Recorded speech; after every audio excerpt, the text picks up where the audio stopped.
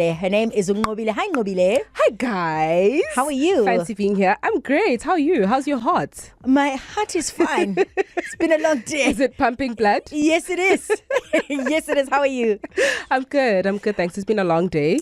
It's been a stressful day, but we're here and we move. We are here and we move. So we are obviously continuing from last week where we unpacked, was it anxiety, ne? Yes. So last week we spoke about anxiety. Today we're going to be speaking about stress. So I'm going to be defining stress. The reason why I decided to do stress and anxiety almost like together is because they're very similar. Like the way in which they present themselves can be very similar. And it's very easy to sort of get the two mixed up, right? So today we're going to be just trying to purely unpack stress, and then from next week and the weeks following, we're then going to look at how the two link, how can you differentiate one from the other, and how one can in a way present as the other. Okay, so I think it's perfect timing because today was a stressful day Yes. for most of us. So I think you can just take it away and unpack what we need to hear so that we can learn from Ngobile. Okay. There we go. All right. So good evening, everybody. Happy Mental Health Monday. My name is Ngobile Mapumulo, and I'm a certified clinical psychologist. All right. So today, like we mentioned, we're going to be speaking about stress. Okay. So in simple terms, stress is actually a state of worry, right? So if you're feeling worried over a long period of time, or if there's something that's happening that's making you feel worried, that's making you feel emotionally overwhelmed, exhausted, tired, we can actually define that as stress, right? So since worry is a normal human reaction, like we were worried this morning, we were worried last night, not knowing what's going to happen today. So worry is normal, which means that stress can be normal as well. Very similar to how I had defined anxiety last week, right? So because stress is normal, it's one of those things that can sometimes gear us for action, right? So if I'm feeling stressful about a presentation, that's signaling to my body that I need to prepare. If I'm feeling worried about a particular thing that I haven't done, or if I'm procrastinating, it's telling my mind and it's telling my body that I need to get up and go and look forward to the challenge, or go head on and do whatever challenge it is that I need to do. Right? So that's a normal human reaction, right? But the trick becomes when a normal human reaction starts manifesting in an abnormal way, where it starts affecting other areas of our lives, where it starts lasting longer than how it would normally last. Right? So for example, if I experience something traumatic, the instant reaction that I'd feel from that would be stress. Yes. But if that stress is now going on for weeks, or like 2 weeks, or like 3-4 weeks, over a month from that one specific traumatic reaction, then that's then something that we need to look further into, and that's when we can then diagnose the stress as something else. Okay. Right? So we can see our stress affecting us in different ways. It can affect our emotions, it can affect our physical health, it can affect our cognitive health as well. Right? So for example, if I'm stressed, I can't make the right choices. Like I can't think rationally if I'm stressed.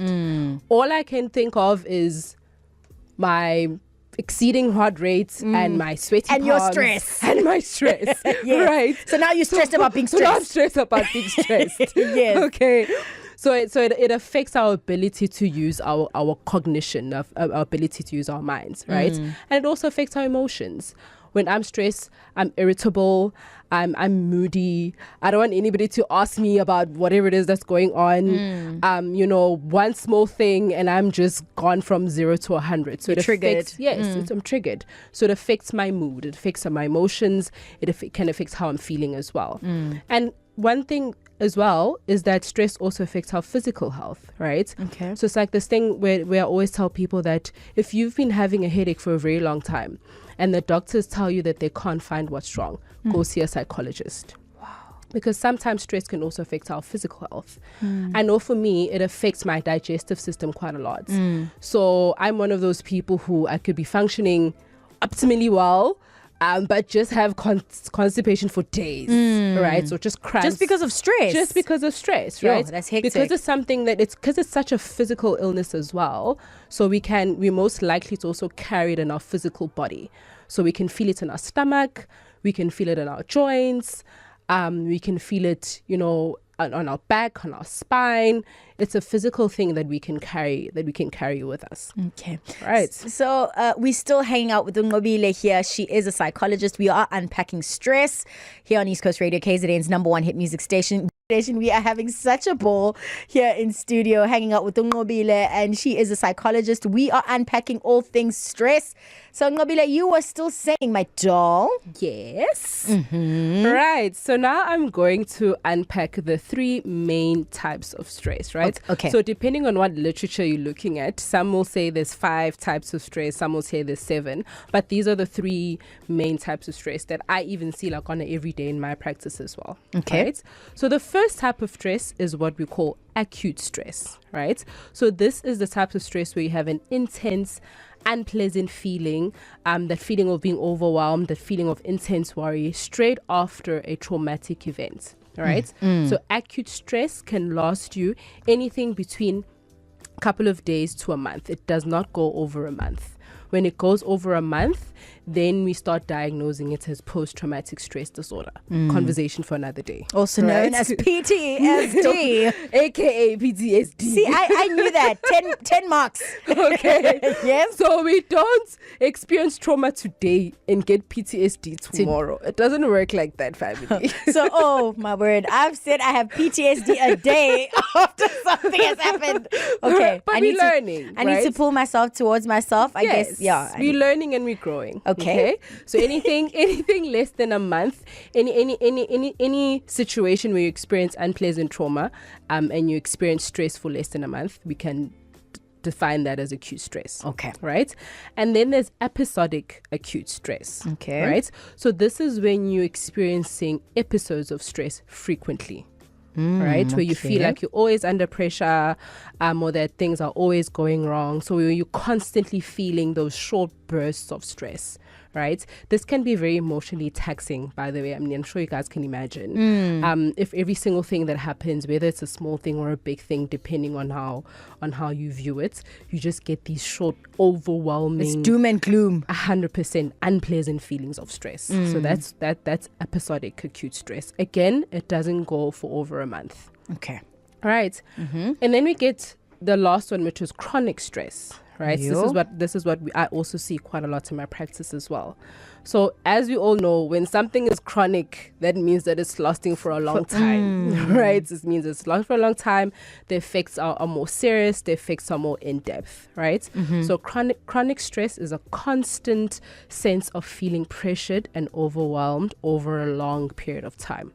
So now remember I said that for acute stress, it doesn't go over a month. Yeah. Right? And if it's event related, then once it's over a month, we can diagnose it as PTSD. Right?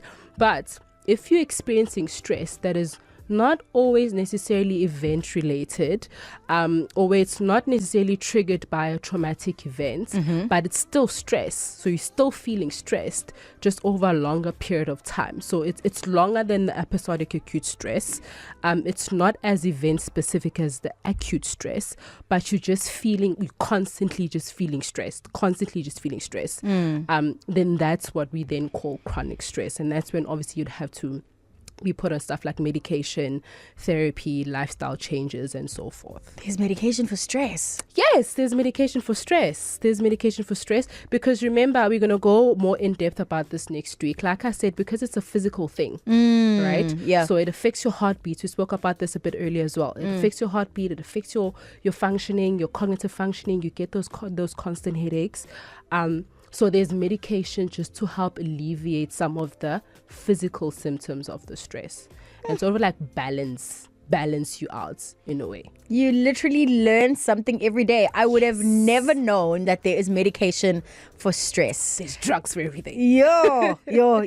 So we're still hanging out with Nqobile, and she is going to tell us how we can get a hold of her. We're hanging out with Nqobile. She is a psychologist, and we are wrapping up. So today we spoke about stress, different types of stress, the causes of stress, and so on and so forth. But obviously, she's not going to unpack everything like what you'd get in a session with a psychologist. So this is the time where she tells you how you can get a hold of her, where you can find her socials, her YouTube, everything. Right. Firstly, thank you so much for having me. You're most welcome. You're such an amazing person. Guys, Tee's amazing. Say more. Say more. Say more. Absolutely love it here. Love it. Thank you so much. You are welcome any day. Any day. Thank you. Right. So to get a hold of me, you're more than welcome to send me a text, a WhatsApp, or phone call on 076 880 9129. Or you can email me on hello@unqobilepsychologists with the s.com.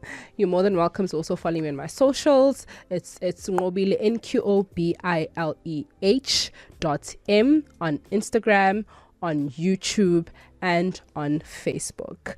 My practice is currently located at 2 Ilala Drive at Sexini Medical Center. It's just like a little off ramp on Mhlanga Rocks Drive. Right. You're amazing. Thank you. Is that all? Are you, That's all. Wait, what is this? What's this other one? LinkedIn. Ngobile Mapumulo on LinkedIn. There we go. Shout out to Ngobile, man. She will be back next week, Monday, for Mental Health Mondays. 30 minutes of non-stop music coming up next.